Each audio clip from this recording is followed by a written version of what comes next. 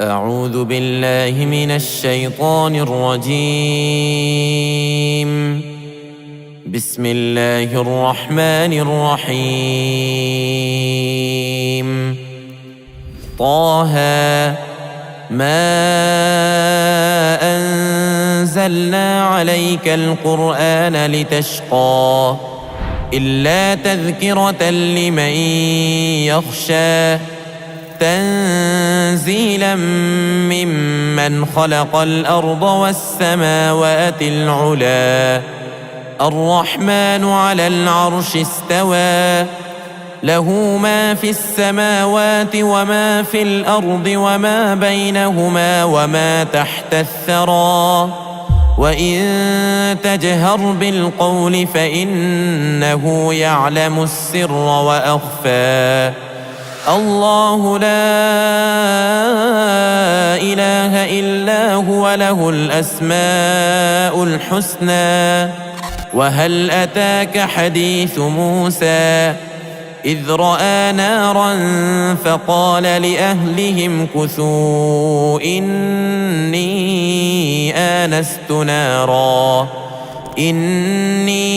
آنست نارا لعلي آتيكم منها بقبس أو أجد على النار هدى فلما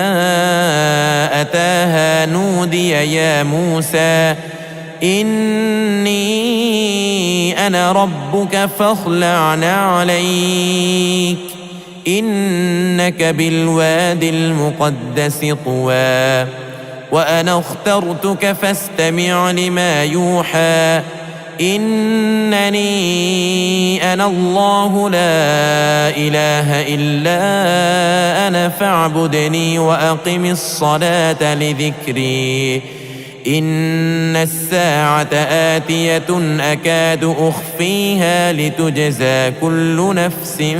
بما تسعى فلا يصدنك عنها من لا يؤمن بها واتبع هواه فتردى وما تلك بيمينك يا موسى قال هي عصاي أتوكأ عليها وأهش بها على غنمي ولي فيها مآرب أخرى قال ألقها يا موسى فألقاها فإذا هي حية تسعى قال خذها ولا تخف سنعيدها سيرتها الأولى واضمم يدك إلى جناحك تخرج بيضاء من غير سوء آية أخرى لنريك من آياتنا الكبرى اذهب إلى فرعون إنه طغى قال رب اشرح لي صدري ويسر لي أمري واحلل عقدة من لساني يفقه قولي واجعل لي وزيرا من أهلي هارون أخي اشدد به أزري وأشركه في أمري كي نسبحك كثيرا ونذكرك كثيرا إنك كنت بنا بصيرا قال قد أوتيت سؤلك يا موسى ولقد مننا عليك مرة أخرى إذ أوحينا إلى أمك ما يوحى أن اقذفيه في التابوت فاقذفيه في اليم فليلقه اليم بالساحل يأخذه عدو لي وعدو له وألقيت عليك محبة مني ولتصنع على عيني إذ تمشي أختك فتقول هل أدلكم على من يكفله فرجعناك إلى أمك كي تقر عينها ولا تحزن وقتلت نفسا فنجيناك من الغم وفتناك فتونا فلبثت سنين في أهل مدين ثم جئت على قدر يا موسى واصطنعتك لنفسي اذهب أنت وأخوك بآياتي ولا تنيا في ذكري اذهبا إلى فرعون إنه طغى فقولا له قولا لينا لعله يتذكر أو يخشى قالا ربنا إننا نخاف أن يفرط علينا أو أن يطغى قال لا تخافا إنني معكما أسمع وأرى فأتياه فقولا إنا رسولا ربك فأرسل معنا بني إسرائيل ولا تعذبهم قد جئناك بآية من ربك والسلام على من اتبع الهدى إنا قد أوحي إلينا أن العذاب على من كذب وتولى قال فمن ربكما يا موسى قال ربنا الذي أعطى كل شيء خلقه ثم هدى قال فما بال القرون الأولى قال علمها عند ربي في كتاب لا يضل ربي ولا ينسى الذي جعل لكم الأرض مهدا وسلك لكم فيها سبلا وأنزل من السماء ماء فأخرجنا به أزواجا من نبات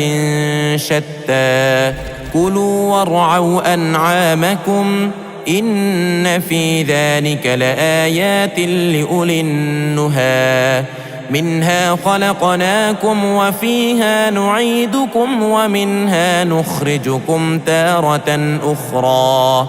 ولقد أريناه آياتنا كلها فكذب وأبى قال أجئتنا لتخرجنا من أرضنا بسحرك يا موسى فلنأتينك بسحر مثله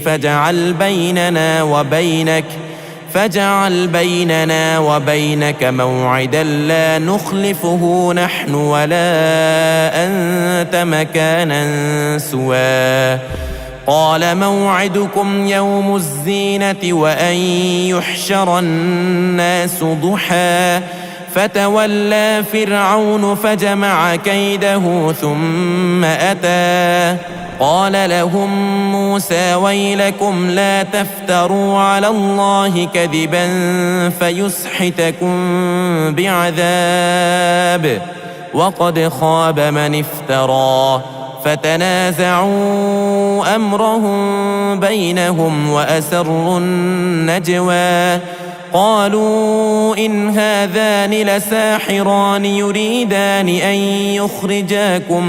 من أرضكم بسحرهما ويذهبا بطريقتكم المثلى فأجمعوا كيدكم ثم أتوا صفا وقد أفلح اليوم من استعلى قالوا يا موسى إما أن تلقي وإما أن نكون أول من ألقى قال بل ألقوا فإذا حبالهم وعصيهم يخيل إليه من سحرهم أنها تسعى فأوجس في نفسه خيفة موسى قلنا لا تخف إنك أنت الأعلى وألق ما في يمينك تلقف ما صنعوا إنما صنعوا كيد ساحر ولا يفلح الساحر حيث أتى فألقي السحرة سجدا قالوا آمنا برب هارون وموسى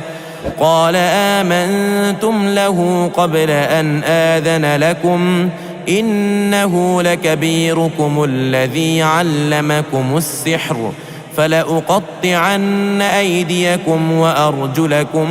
من خلاف ولأصلبنكم في جذوع النخل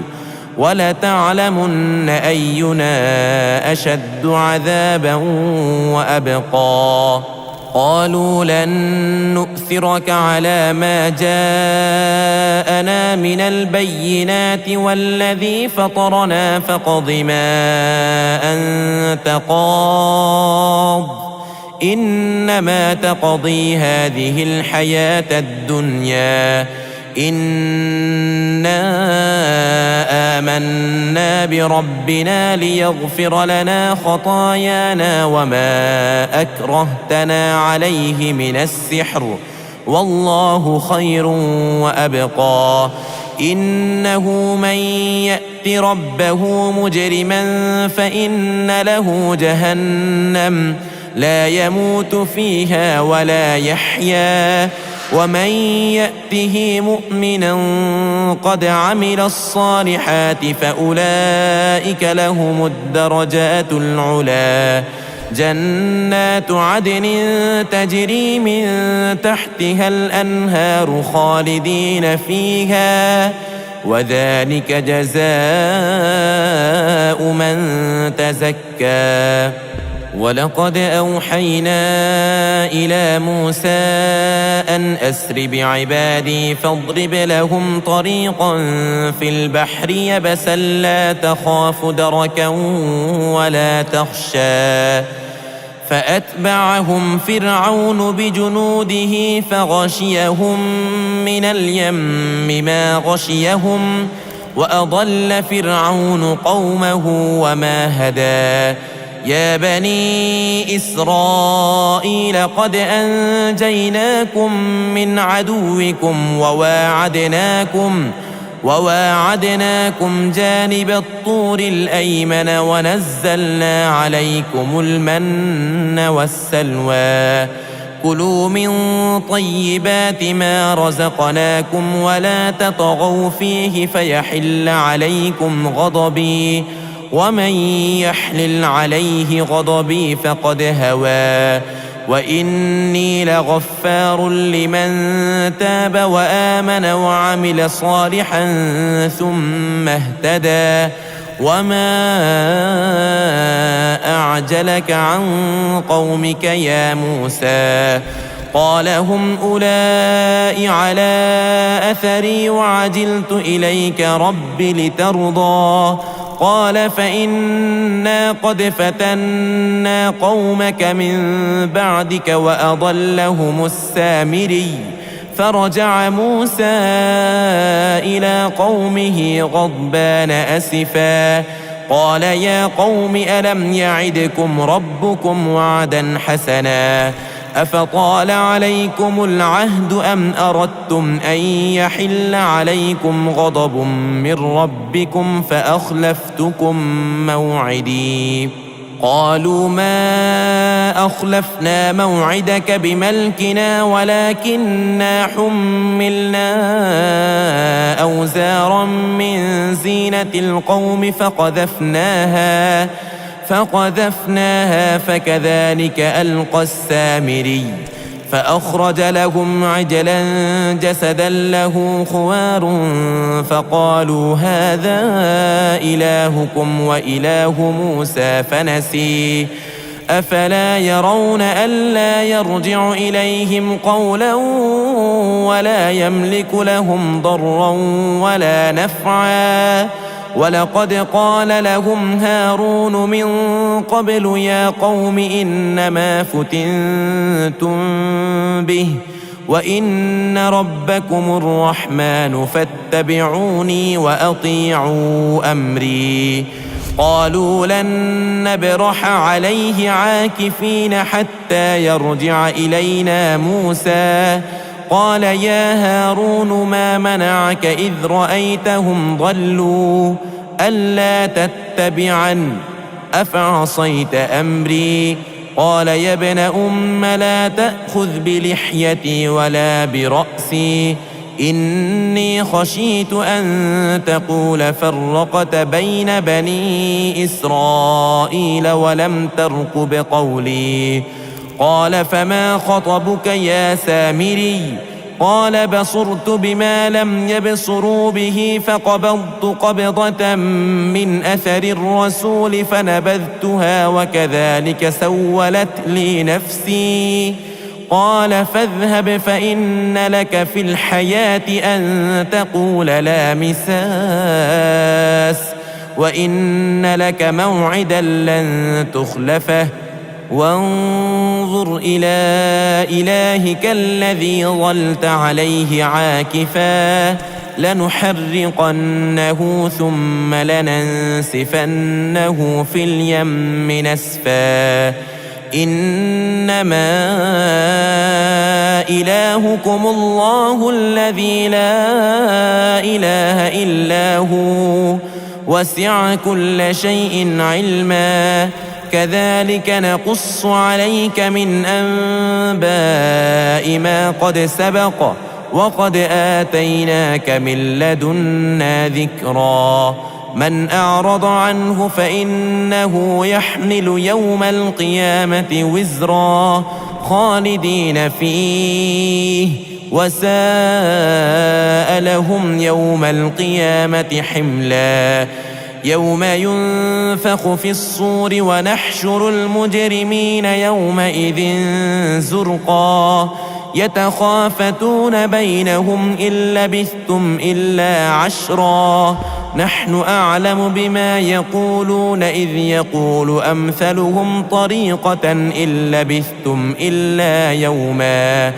ويسألونك عن الجبال فقل ينسفها ربي نسفا فيذرها قاعا صفصفا لا ترى فيها عوجا ولا أمتا. يومئذ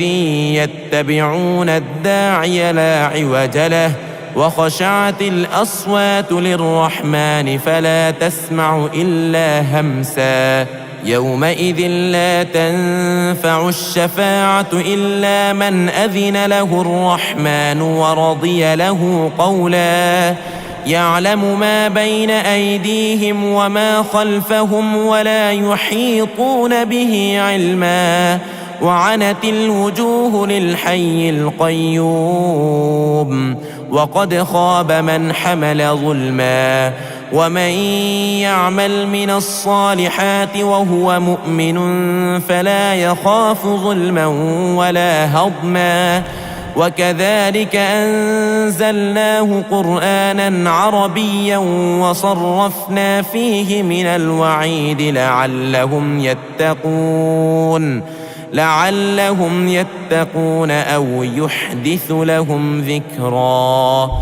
فتعالى الله الملك الحق ولا تعجل بالقرآن من قبل أن يقضى إليك وحيه وقل رب زدني علما. ولقد عهدنا إلى آدم من قبل فنسي ولم نجد له عزما. وإذ قلنا للملائكة اسجدوا لآدم فسجدوا إلا إبليس أبى فقلنا يا آدم إن هذا عدو لك ولزوجك فلا يخرجنكما من الجنة فتشقى. إن لك ألا تجوع فيها ولا تعرى وأنك لا تظمأ فيها ولا تضحى. فوسوس إليه الشيطان قال يا آدم هل أدلك على شجرة الخلد وملك لا يبلى. فأكلا منها فبدت لهما سوآتهما وطفقا يخصفان عليهما من ورق الجنة وعصى آدم ربه فغوى. ثم اجتباه ربه فتاب عليه وهدى. قال اهبطا منها جميعا بعضكم لبعض عدو فإما يأتينكم مني هدى